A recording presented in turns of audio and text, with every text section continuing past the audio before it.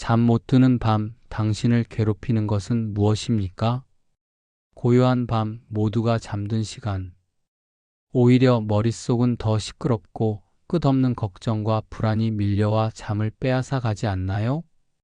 사실 이런 번뇌는 오늘날만의 문제가 아니었습니다. 2500년 전 부처님도 제자들에게 이렇게 물으셨습니다. 사람은 왜 스스로를 괴로움 속에 가두어 두는가?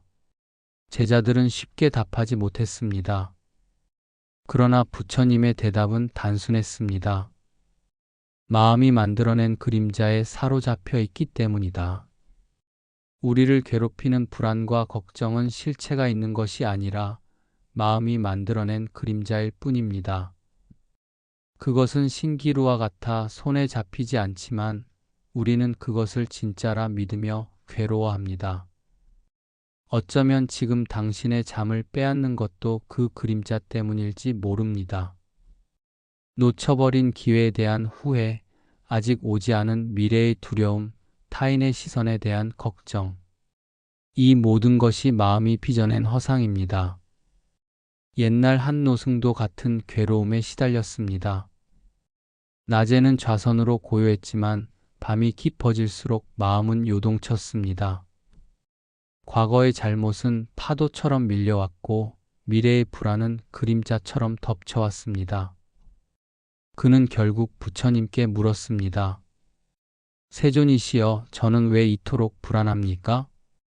부처님은 미소 지으며 말씀하셨습니다. 그대여, 내가 붙잡으려 하는 것은 실체 없는 그림자일 뿐이다. 없는 것을 붙잡으려 하니 마음이 흔들리는 것이다. 경전 일암경은 말합니다. 마음이 일어나면 만 가지 번뇌가 일어나고 마음이 쉬면 모든 근심이 사라진다.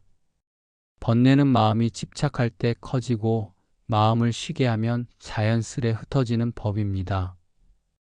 사실 우리의 걱정은 돌덩이가 아닙니다. 돌덩이라면 무겁게 짓누르고 옮길 수도 없겠지요. 그러나 걱정은 안개와 같습니다. 잡으려 하면 잡히지 않고 다가가면 저절로 흩어지는 허상일 뿐입니다. 그런데 우리는 그 안개를 두려워하여 스스로 괴로워하는 것입니다. 부처님의 가르침은 분명했습니다. 불안은 외부에서 오는 것이 아니라 없는 것을 있는 듯 집착하는 우리의 마음에서 비롯됩니다. 이 진실을 깨닫는 순간 불안의 절반은 이미 사라집니다. 그러므로 해야 할 일은 단순합니다. 안개 같은 걱정을 붙잡지 않고 돌덩이처럼 착각하지 말며 그저 흘려보내는 것입니다. 마음을 놓는 순간 평안은 스스로 우리 안에 머무릅니다. 그러나 안다고 해서 쉽게 놓이지 않는 것이 또 우리의 마음입니다. 불안이 허상임을 알아도 막상 가슴이 조여오고 생각이 몰려올 때 우리는 흔들립니다. 그럴 때 필요한 것이 수행의 도구입니다. 부처님은 호흡을 가리켜 마음의 고삐라 하셨습니다. 말이 날뛰면 고삐로 다스리듯 불안이 치밀 때는 호흡이 마음을 제자리에 잡아줍니다. 방법은 단순합니다. 들이마심 하나, 내쉼 둘, 숨을 세며 고요히 이어가 보십시오. 단순한 호흡의 반복이 끝없는 생각의 회오리를 끊고 마음의 물결을 잔잔히 가라앉힙니다. 또 하나의 방법은 비유의 힘입니다. 걱정을 억지로 몰아내려 애쓰지 말고 하늘의 구름처럼 바라보십시오. 구름은 태양을 가리지만 결국 흩어지고 햇살은 다시 드러납니다. 우리의 불안과 걱정도 마찬가지입니다. 지나가도록 두면 저절로 사라지고 본래의 밝은 마음이 드러납니다. 금강경은 이렇게 전합니다. 일체의 법, 여몽한 포영. 모든 것은 꿈과 같고 물거품과 같으니 마땅히 그렇게 보아라. 삶의 모든 현상은 더섭고 실체가 없다는 가르침입니다. 우리가 붙들고 있는 불안, 두려움, 집착 또한 결국 꿈과 같고 환영일 뿐입니다. 그러므로 억지로 없애려 하지 말고 허상을 허상으로 보아내야 합니다. 짐을 내려놓은 나그네처럼 삶은 한결 가벼워집니다. 그렇다면 질문이 남습니다. 놓아버린 자리에 우리는 무엇을 채워야 하는가? 부처님은 말씀하셨습니다. 마음이 비면 자비와 감사로 채워라. 옛날 한 할머니가 있었습니다. 남편을 먼저 보내고 홀로 살아야 했습니다. 외로움에 잠 못 이루는 날이 많았지만 그녀는 작은 수행을 시작했습니다. 매일 아침 눈을 뜨며 이렇게 기도한 것입니다. 오늘도 숨 쉴 수 있음에 감사합니다. 작은 밥 한 그릇을 먹을 수 있음에 감사합니다. 그 소박한 기도는 놀라운 변화를 만들었습니다.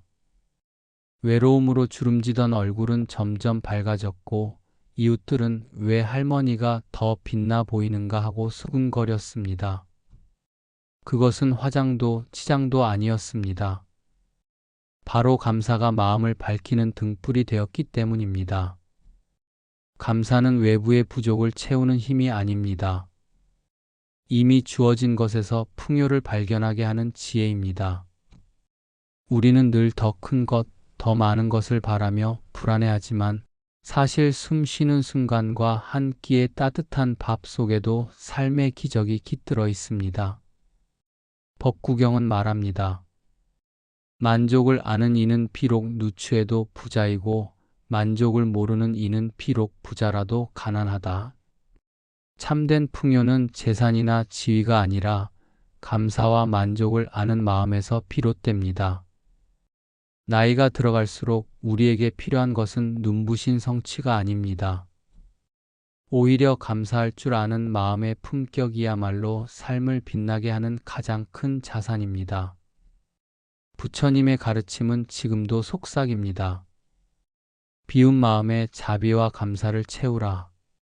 그 순간 삶은 더 가볍고 더 따뜻하고 더 빛나게 된다. 자, 이제 제가 여러분께 다시 묻겠습니다. 오늘 당신은 무엇을 붙잡고 무엇을 흘려보내며 살고 있습니까? 걱정은 붙잡을수록 마음을 병들게 하지만 감사는 채울수록 우리를 빛나게 합니다. 부처님 말씀처럼 잘하려 애쓰지 않아도 괜찮습니다. 그저 있는 그대로의 자신을 이해하고 작은 것에 감사하며 한 호흡 한 호흡을 느끼는 삶.